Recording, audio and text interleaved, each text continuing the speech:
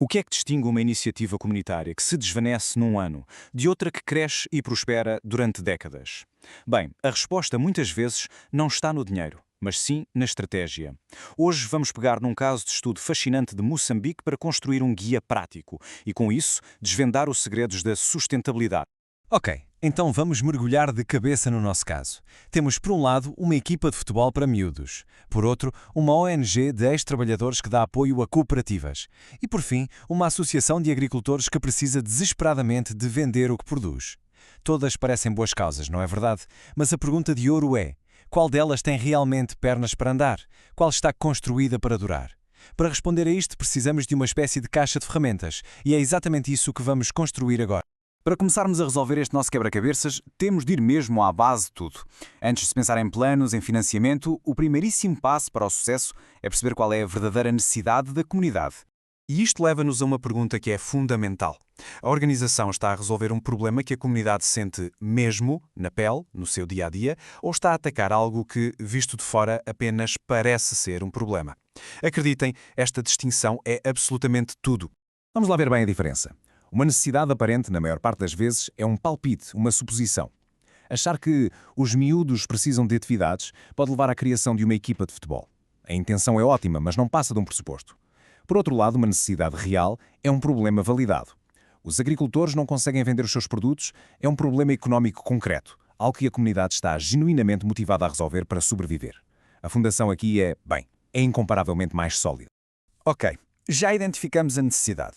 Mas isso, por si só, não chega para nada. É preciso um motor para transformar essa necessidade numa solução a sério. E a esse motor nós chamamos de empreendedorismo social.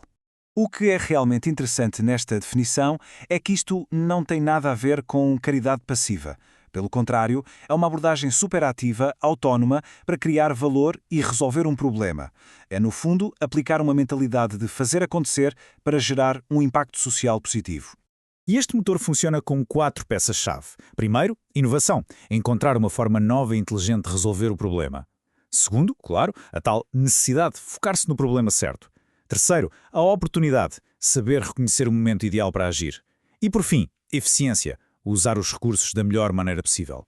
É a combinação destas 4 coisas que pega numa boa ideia e a transforma numa iniciativa com força. Agora, vamos passar da ideia à estrutura. Porque para uma iniciativa crescer e ser levada a sério, especialmente por quem a pode financiar, ela precisa demonstrar que tem maturidade organizacional. Vamos lá ver o que é que isto quer dizer na prática. Pensem nisto como uma casa que precisa de 5 pilares para não cair. Começa com pessoas qualificadas ao leme. Precisa de um orçamento e recursos mínimos para poder operar, mesmo que sejam poucos. O serviço que oferece tem de ser relevante, ou seja, tem de dar resposta àquela necessidade real de que falámos. O envolvimento de voluntários é um sinal fortíssimo de que a comunidade apoia a causa e, claro, tudo isto tem de ser feito com total transparência para se construir uma boa reputação. Se um destes pilares falhar, bem, a casa toda abana e o apoio a longo prazo torna-se uma miragem.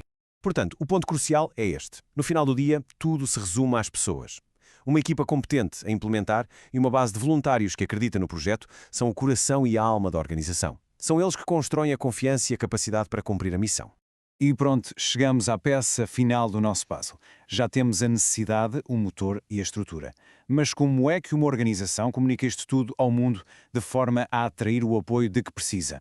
A resposta está na proposta de valor. E essa resposta está então numa proposta de valor forte. E atenção, isto não é uma declaração vaga sobre fazer o bem. Longe disso. É uma promessa clara, específica e, idealmente, mensurável. Define exatamente que impacto a organização gera e porque é que isso é importante. E esta pergunta é o teste de fogo. Uma boa proposta de valor tem de responder a isto de forma direta e convincente. Se a resposta não for imediata e poderosa, então a proposta de valor ainda não está lá. Muito bem, agora que a nossa caixa de ferramentas está completa, estamos prontos. Vamos voltar ao nosso desafio inicial em Moçambique e ver como é que estas 3 iniciativas se saem quando as analisamos com estas lentes. E de repente, com o nosso guia na mão, o puzzle resolve-se. Reparem, a equipa de futebol, com toda a boa vontade do mundo, falha nos testes-chave. A necessidade é só aparente, a maturidade é baixa e a proposta de valor é muito vaga. Agora, olhem para a ONG e para a Associação de Agricultores. A história é completamente diferente. Ambas atacam necessidades económicas reais e urgentes. A ONG já nasce com uma maturidade alta, por causa da experiência dos fundadores, e ambas conseguem articular propostas de valor muito claras. Uma diz, nós ajudamos com a nossa experiência técnica, e outra diz, nós ajudamos a vender os produtos para ganharem a vida. O que nos leva à grande conclusão desta análise toda. O impacto que dura, o sucesso sustentável, não acontece por sorte. É o resultado de um processo intencional, quase uma fórmula. Alinhar uma necessidade genuína da comunidade com uma estrutura organizacional que seja capaz e com uma mensagem que diga de forma clara o valor que se está a oferecer. E para terminar, fica a reflexão. Da próxima vez que uma organização local pedir apoio, talvez a pergunta mais importante a fazer não seja o que é que vocês fazem, mas sim que necessidade real é que estão a resolver. A resposta a essa pergunta, essa sim, pode dizer tudo. Obrigado por nos acompanhar.